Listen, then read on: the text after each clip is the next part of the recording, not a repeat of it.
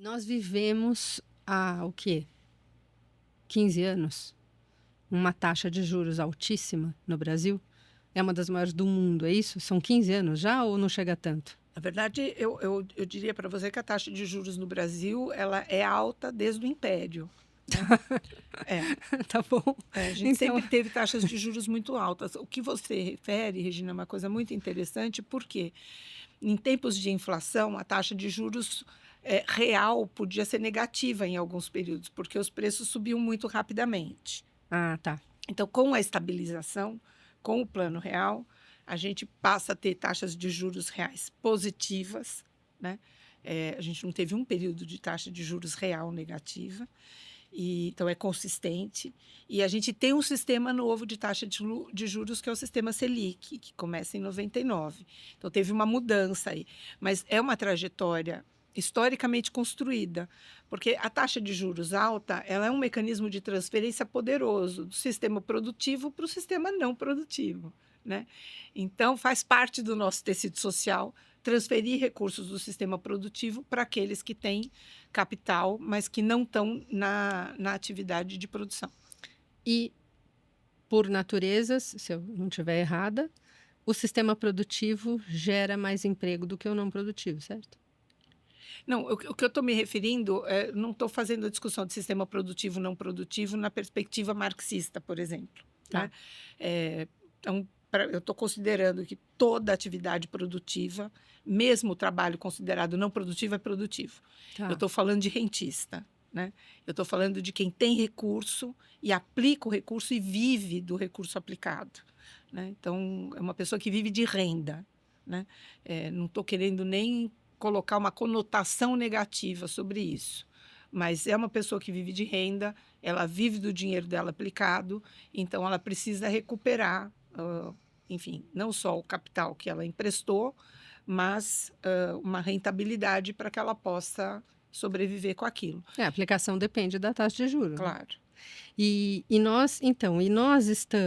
Nós vivemos um período novo agora no Banco Central com o novo presidente, o Gabriel Galípolo. E havia uma expectativa, acho que não do mercado financeiro, não de quem é rentista, claro, mas de uma maneira geral, de que ele viria com uma nova política de juros, que ele, claro, ele não vai ser irresponsável, mas que ele não subiria tanto a taxa. E a última reunião, nós estamos com uma taxa de 4,25, é isso, né? 14, perdão, 14,25. E isso, alguns ficaram surpreendidos, outros nem tanto, né? Quem acompanha mais achou que ele ia que o Banco Central, não é ele sozinho, né?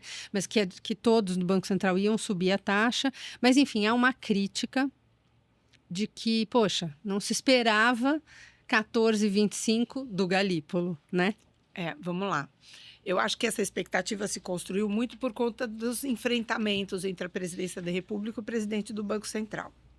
Mas se a gente olhar historicamente, né, o Lula, quando ele assumiu em 2003, Primeiro governo o Lula, primeiro né? mandato dele, ele já não entregou uma mudança significativa na estrutura deste país, né? Então, lá atrás, ele realizou superávit primário, né? Ele manteve taxas de juros elevadas, mas ele fez uma coisa muito interessante, que foi tornar o Brasil independente do FMI e construir reservas internacionais, e conseguiu fazer o país crescer, empregar, mesmo num contexto de uma crise internacional que foi 2008, que para mim surpreendeu. Eu, na época, achava que não seria possível, né?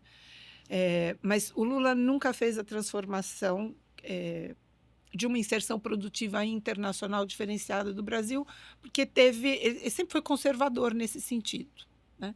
Então, em que pese que ele tinha ali um debate, um enfrentamento com o presidente do Banco Central, trazer uma pessoa como o Galípolo, que tem um outro perfil de gestor, não deveria surpreender todo mundo de que haveria uma manutenção. Até porque o encerramento do mandato do Campos Neto já endereçava 2 aumentos de juros para o começo desse ano.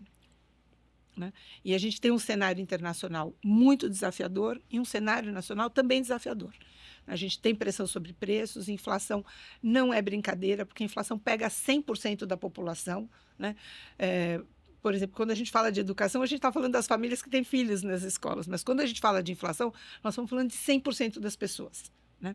E a gente está falando de um público que não consegue se defender da inflação, que são os mais pobres. Então, a gente está falando de popularidade, a gente está falando de política também. Então, a inflação é algo bastante sério e não dá para brincar com ela. Então, a taxa de juros subiu, porque esse hoje é o único instrumento que a gente tem de combate ao nível de preços. Não é o instrumento correto, não é o melhor instrumento, mas é o único que temos, então é ele que temos que utilizar. E eu não vejo um debate para a gente fazer uma transformação dessa arquitetura monetária, vamos dizer assim, que a gente construiu aqui no Brasil. Mas a gente precisa olhar para isso. Você acha...